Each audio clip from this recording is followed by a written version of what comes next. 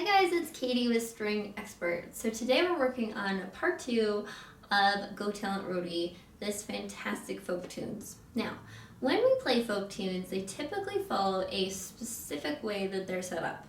So we have the main melody, the main theme of the song, and most songs have a main melody that you can easily recognize. All of your popular tunes have main melodies. Then we have what's called a verse. And so a verse is essentially the second melody in the piece. Then typically you move back to the main melody again.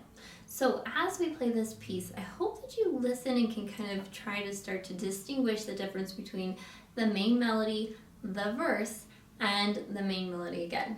All right, are you ready? Here we go.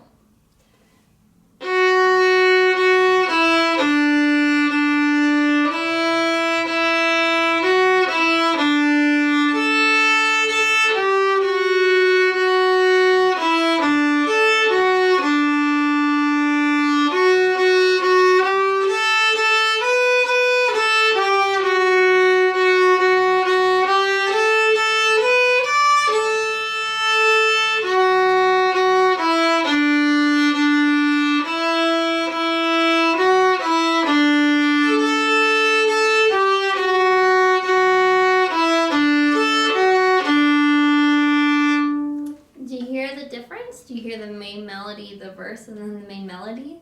Let me play it for you again and let me show you what I'm talking about. So here is the main melody section. Now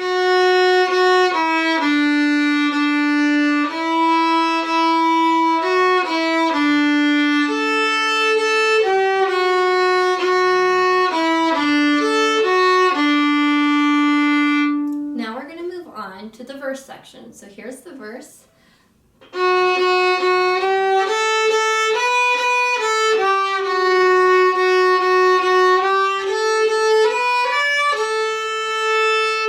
Back to the main melody again.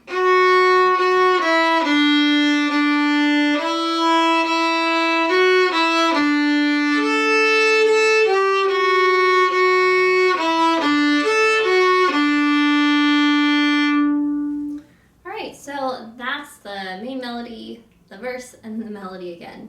So in part 1 we learned the main melody. Now today we're going to work on the fun verse section. And I love this verse section because it's super fast and super technical and you have to pay attention. So we're going to start out by playing all quarter notes for the first big section of notes. So quarter notes look like this.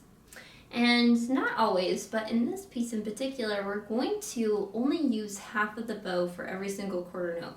So we're either going to play in the lower half of the bow to the middle, or we're going to play in the middle to the top. So the section that we're starting out with, we're going to start in the lower half of the bow.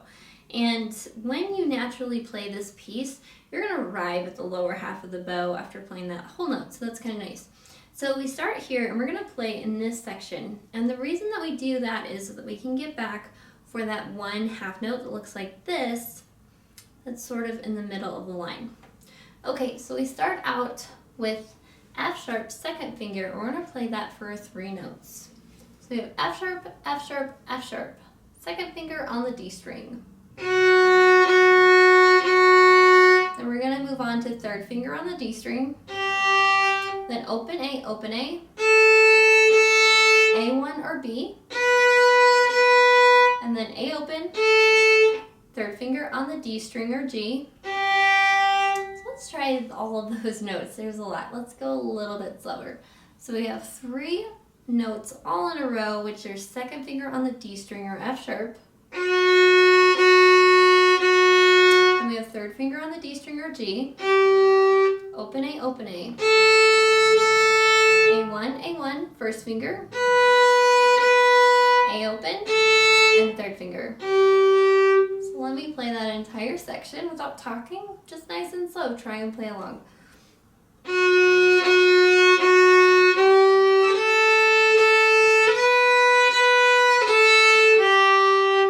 We have F sharp, which is the second finger, and that we're going to use a whole bow. So we're going to go all the way to the point with this bow.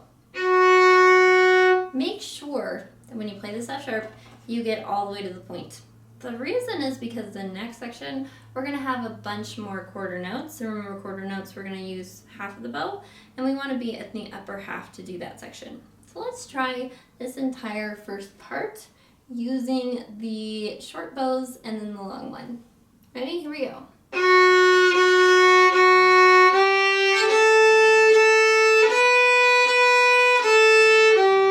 And then one long whole bow. Now moving on, we're going to play the new section. So it's going to be second finger on the D string 3 times in the upper half of the bow. Then third finger on the D string, open A, open A, first finger, third finger, and remember when you get up to here, you want to be ready so that you can play a really long whole note down with the open A. So make sure that that last note gets all the way to the tip. So we have B, first finger, and then third finger, and then we're going to go all the way down with that open A. Let's try that entire section, the second half. So we're going to start with second finger, 3 times. Third finger, open A, open A. First finger, third finger, and then a long open A. Great. Let's try the entire first verse from start to finish. Ready? Nice and slow from the beginning. Start at the base of your bow. Here we go.